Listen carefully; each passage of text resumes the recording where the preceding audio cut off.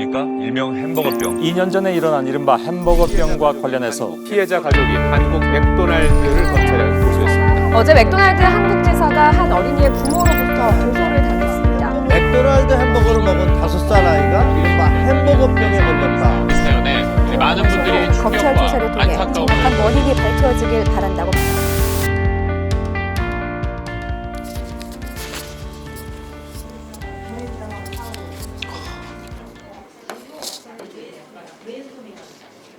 어, 2016년 9월 25일 오후 3시 반경에 경기도 평택에 있는 맥도날드 매장에서 해피밀 세트를 먹고 불고기 버거 이제 아프기 시작했어요. 용혈성 요독 증후군이라고 교수님이 말씀을 해주시는데 장출혈성 대장균 감염에 대한 후유증이라고 말씀을 해주시면서 햄버거 패티, 분쇄 가공류, 가금류, 소세지, 특히 면역력이 약한 5세 미만 아이들한테 치명적이게 온다, 발병을 한다. 소아 격리 중환자실로 옮겨져서 24시간 혈액투석을 시작을 했어요. 목에다가 간을 꽂고, 그리고 나서 매장에다가 전화를 하고, 경찰서에도 전화를 하고, 보건소에다가 전화를 하고, 질병관리본부에다 전화를 했어요. 그 아무도 제 신고를 받아주질 않는 거예요. 미국 맥도날드에다가도 전화를 했어요. 거기는 HUS라는 용혈성 요독 증후군의 앞에 그 영문 철자만 듣고도 오마이갓 그러더라고요. 꼭 한국 맥도날드에 전화해서 심각하니까 문제가 안내를 받으라고 얘기를 하더라고요. 전화를 했죠. 나와서 누워있는 아이를 좀 보고 의료진하고 얘기 좀 해달라. 근데 거기 분은 그러시더라고요. 저희는 외근은 안 합니다. 다른 사람들이 먹고 또 아플 수 있으니 제발 조사 좀 해주세요 했을 때, 고객님, 당신 가족만 아픈 거예요. 당신 아이만 이상한 겁니다. 다른 사람은 저희한테 불평한 적 없어요. 불만 접수된 거 없습니다. 저한테 얘기를 하는데 너무나 소름 끼치게도 저희 아이와 정말 동일한 증상으로 시간까지도 정말 다른 아이들 4명이 같이 형사고소를 합류하게 된 거죠. 현재 맥도날드는 맥도날드라는 이 로고 그리고 이 상표 자체가 제3자가 가지고 있는 상표에 불과하고, 자기네들은 이제 이 상표권자가 아니다라는 주장을 하고 있는데, 일반 소비자들한테 상표에 대한 신뢰를 부여해서 이제 제품을 판매하는 기업 입장에서 그러니까 이 주장을 계속하는 부분에 대해서는 좀 판단 미스가 있는 거가 아닌가 생각을 하고 있습니다. 그 M자 로고 있죠? 골든 노란 색깔 로고, 세계 어딜 가든지 볼 수 있는 그게 맥도날드 것이 아니라고 하세요.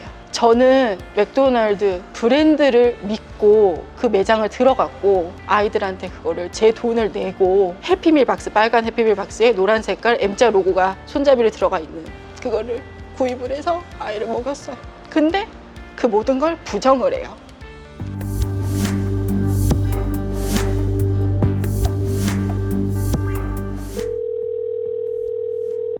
네, 감사합니다. 네, 수고하셨습니다. 저 여기 1호 신문사인데요. 네. 네네. 저 이번에 그 햄버거병 관련해서 오늘 민사재판 하시고 싶은 인터뷰 말씀하시는 거죠? 어떤 입장이신지 그냥 간단하게 듣고 싶어가지고, 저희가 피해자 측은 그 인터뷰를 했는데 한쪽 얘기만 듣고는 이게 나올 수가 없기 때문에 성함하고 네네. 연락처 알려주시면 저희 쪽에서 회신되는 쪽으로 해야 될 것 같으니까 전달 한번 해볼게요, 일단. 네, 알겠습니다. 네.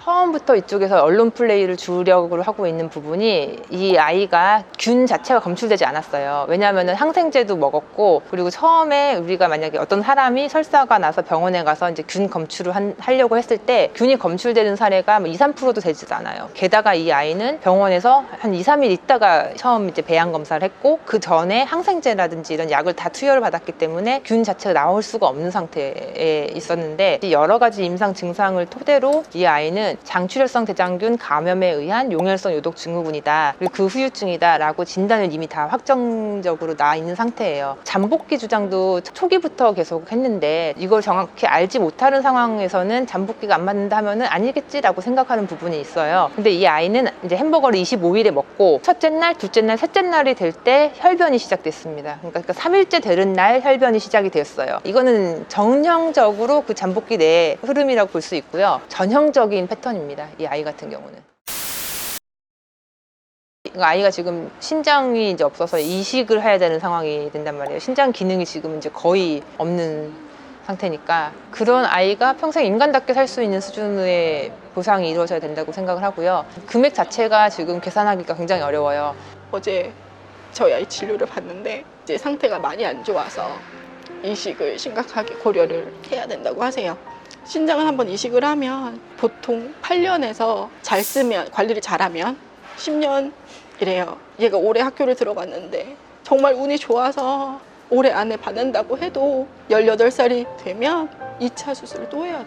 그리고 채 30살이 되기 전에 운이 그것도 아주 좋으면 3차 수술을 하고, 제 나이가 되면 정말 운 좋게, 정말 운 좋게 3차 수술, 그것도 혈관이 남아있을 경우 3차 수술을 하면 제 나이가 됐을 때 그 신장이 다 기능이 다 하게 돼서 제 나이부터는 평생 또 다시 투석을 해야 돼요. 그런 삶을 살아야 하고 아이가 펼칠 수 있는 모든 꿈을 제약이 아무래도 있겠죠.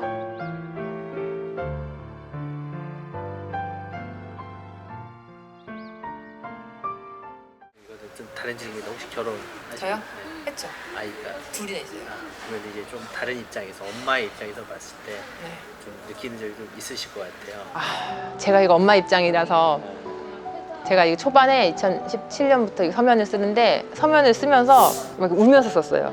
그러니까 이거는 제가 말을 하면 저도 이제 막 울컥하는데, 그러니까 저는 서면을 쓰면서 이 아이 상태를 안 쓸 수가 없잖아요. 아이가 지금 어떻게 하고 있고 어떻게 하고. 제가 검찰에서도 진술하다가 제가 사실 냉정을 잃지 않고 웬만큼 진짜 냉정하게 말을 하는데, 아이 얘기를 하면은 저도 모르게 울컥해요. 이거는 너무 끔찍한 일이거든요. 이게 아이가 거의 사실 죽어 있는 거나 마찬가지의 고통을 계속 산채로 계속 짊어지고 가야 되는 건데, 옆에서 다른 아이들하고 놀고 싶은데 놀지도 못하고, 이제 그런 부분이 평생 가야 되는 부분인데 이걸 감정이입하기 시작하면 너무 어려운 부분이 있고, 네, 어렵죠. 저는 그래도 엄마니까 또 한 번의 기적을 바라보고 살고 있어요. 의사 선생님들은 당신 아이가 아팠을 때를 생각해봐라. 솔직히 살아날 수 있을지 없을지 모르지 않았냐. 4분이나 심장이 멈췄었는데 뇌의 인지 기능이 그래도 이만큼 돌아올지 모르지 않았냐. 걸을 수 있을지 없을지 모르지 않았냐. 더 이상 욕심 부리지 말아라. 평생 투석하면서 살면 살 수 있지 않느냐 하는데, 저는 그래도 그냥 0.001%의 기적 같은 기적을 바래서 진짜 내일이라도 아이의 신장 기능이 손상되지 않은 그 남은 몇 %라도 그 기능이 있는 남아있는 신장이 좀 더 잘 커줘서 그냥 평생 약으로라도 잘 조절이 돼서 살 수 있는 그런 삶이 아이한테 주어지면 어떨까라는 그냥 막연한 희망.